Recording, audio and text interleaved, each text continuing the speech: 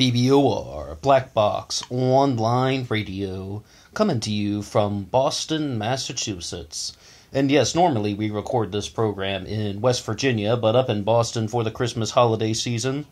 Today we're going back to 2013 to discuss something that was rather famous on the internet. I'm not sure how well known it would be in other circles. And we're going to be talking about the case of Kai the Hitchhiker and some bizarre twists and turns that were involved in that story.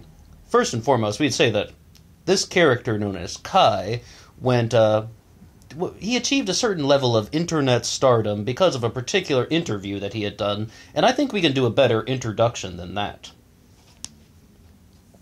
What happened today? Well, went straight out of Dogtown, skateboarding, surfing it up. Before I say anything else, I want to say no matter what you've done, you deserve respect. Even if you make mistakes, you're lovable. And it doesn't matter your look, skills, or age, or size, or anything, you're worthwhile.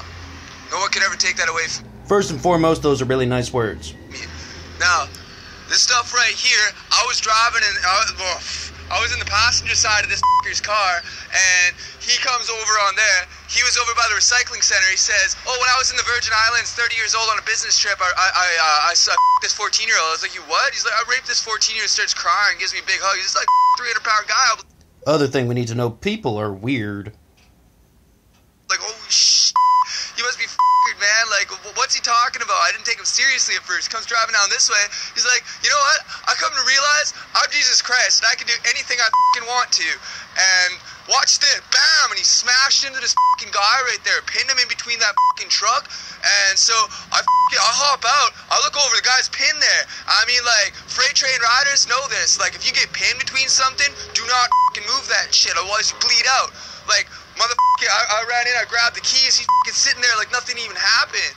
And like, f***ing, like, man, if he had started driving that car around again, man, there would have been a hell of a lot of bodies around here. F***ing, I hop on out, and so I grabbed the bag, I threw it over by that pole right there, and then f***ing buddy gets out, and these two women are trying to help him. He runs up and he grabs one of them, man. Like, a guy that big can snap a woman's neck like a pencil stick. So I f***ing ran up behind him with a hatchet, smash, smash, smash. Yes, the incident from Kai the Hitchhiker. The viral video that propelled him to a certain level of internet stardom. I don't know why the thing that stands out to me more than the smash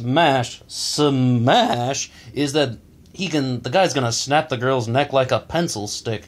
That one always stood out to me more. For some reason, just Kai really could have been probably a badass storyteller or something. I don't know, maybe even hosting his own show in some way with that type of personality. But of course, things took a much more bizarre turn when Kai was actually arrested for murder. And, it's like, he was arrested 6 years ago, this is 2019, for the murder of a New Jersey lawyer. And of course, Kai's real name is Caleb McGillivray. The thing is, though, this really shocked a lot of people.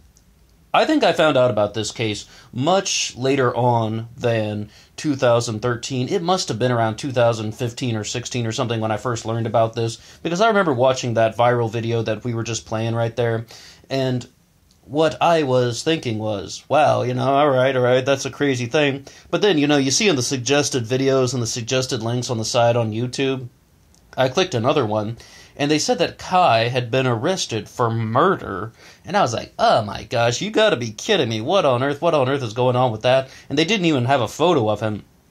They just had a sketch artist do some sort of composite sketch. And they were like, Kai, from this famous viral video, has been arrested for murder in New Jersey. And very specifically, he was arrested for the murder of a New Jersey lawyer who was 73 years old at the time. So, it was actually not until this year, 2019, that they actually gave a conviction for Kai. He was convicted and sentenced to at least 57 years in prison. But I think that we're just going to have a little bit of a discussion on that. So let's read this article here from NewJersey.com. I actually found another one from CNN, but CNN covered this case as well, but as I mentioned in the past, I really don't like the articles from CNN. I really find that they're a little bit flimsy. So let's look at this one from NewJersey.com. The jury found Caleb McGillivray, also known as Kai, age 30, guilty of first-degree murder. a day after they began deliberating the testimony in their 3-week trial. He faces up to life in prison and will be sentenced on June 13th of 2019. And as we said, though, I believe he got 57 years, though, at the sentencing. McGillivray was accused of killing Joseph Galfy on May 13th of 2013 after their encounter turned violent. The Alberta, Canada native claimed he acted in self-defense after waking up to Galfy allegedly sexually assaulting him. This was a brutal, vicious, senseless crime, and we are pleased that the interests of the Justice Department have been served, Acting Union County Professor Michael Monahan said.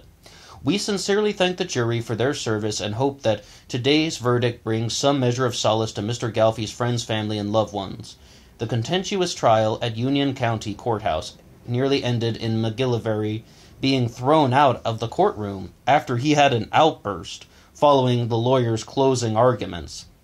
John Cito, McGillivray's defense attorney, McGillivray's defense attorney, John Cito, cast his client as a young man with a home-free lifestyle who always looked for the best in people. I mean, he did say that at the beginning of his little video there.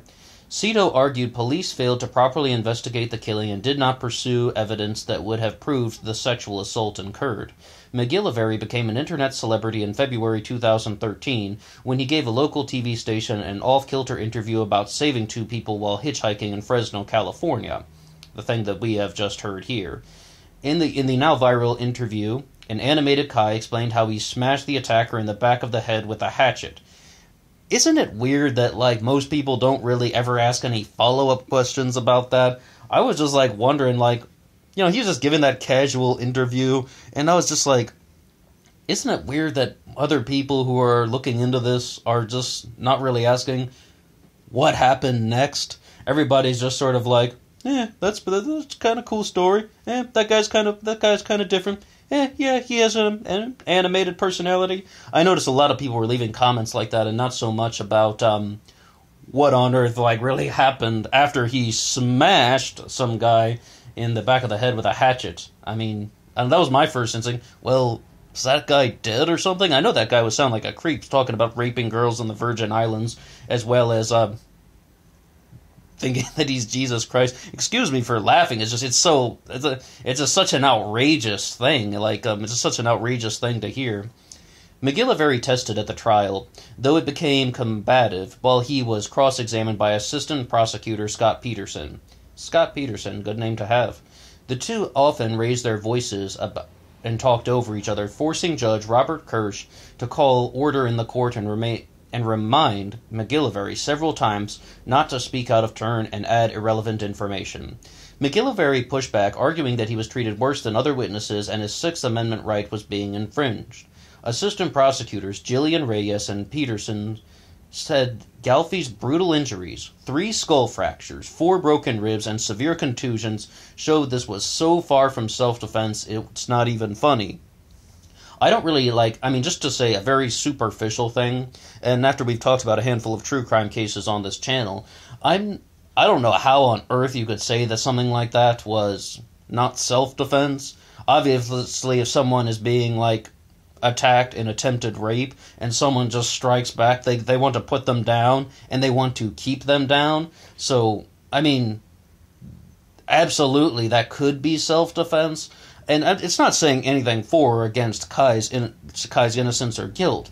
Not even commenting on that. But to say that someone can't have 3 skull fractures, 4 broken ribs, and severe contusions, to say that that is not a form of self-defense, I mean, we've seen similar things in true crime. I mean, let's say, for example, just the way that Kai describes it, some guy is over top of him and trying to attempt a sexual assault, then someone fights back, and they really want to keep their attacker from aggressing upon them.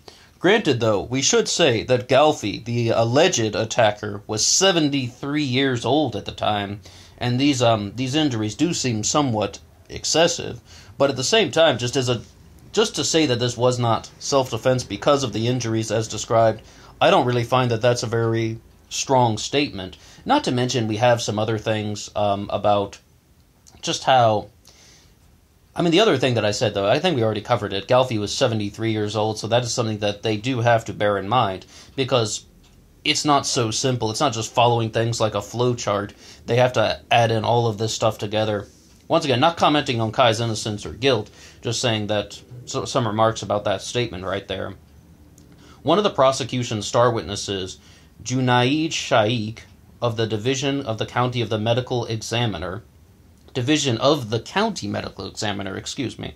testified Galfy sustained serious blunt force injuries to his face, neck, chest, arms, which he said are inconsistent with self-defense. The prosecution also pointed to inconsistencies between McGillivrary's original statement when he was arrested in 2013 and his testimony at the trial. After the chance meeting in Times Square, Galfy invited McGillivray to come sleep at his home, and the hitchhiker took the offer.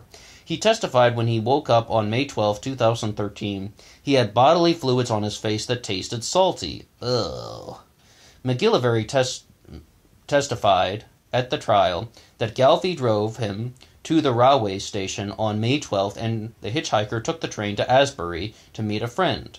Needing a place to stay again, he stayed in the guest room at Galfy's Clark home.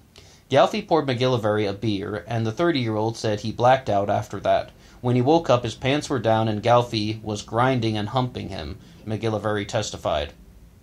Wow.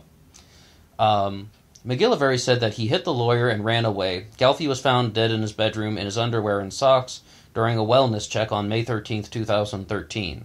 At that point, prosecutors said McGillivray had fled to Philadelphia, cut his hair, and changed his clothes. He was arrested at a Greyhound bus stop in the city on May 16th and had been awaiting trial in the Union County Jail ever since.